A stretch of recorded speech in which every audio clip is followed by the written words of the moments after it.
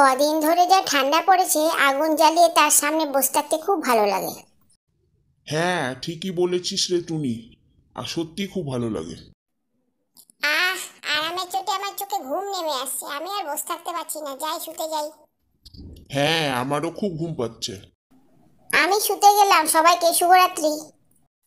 আগুনটা কি জ্বালানো থাকবে না নিভিয়ে দেবো? জ্বালানোই থাক না, তাহলে ঘরটা গরম থাকবে। নালে তো খুব ঠান্ডা লাগে রাতে। হ্যাঁ হ্যাঁ, জ্বালানোই থাক, নেবানোর দরকার নেই। আগুন জ্বালিয়ে রাখার কিছুক্ষণ পরে গোটা বাড়িতে আগুন লেগে গেল। হে ভগবান, আগুন লেগে গেল, এবার কি হবে? এটা নিভাবো কিভাবে? বাঁচাও বাঁচাও, আগুন লেগে গেছে। বাঁচাও বাঁচাও। এইভাবে চেঁচালে হবে না, মাথা ঠান্ডা করে ভাবতে হবে কিভাবে আগুনটা নেভানো যায়।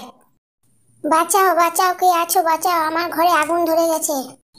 চিন্তা করিস না রে টুনি, আমি এখনই সাহায্য নিয়ে আসছি। হ্যাঁ হ্যাঁ টুনি, আমিও সাহায্য নিয়ে আসছি।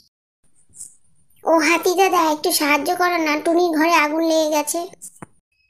চিন্তা করো না, আমি এখনই আসছি দলবল নিয়ে।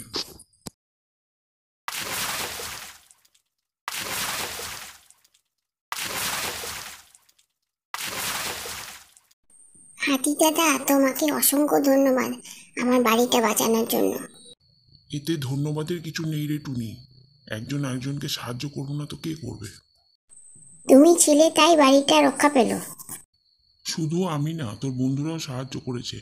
নাহলে তোর বাড়িটা বাঁচাতে পারতাম না। এবার আসি রে টুনি, টাটা।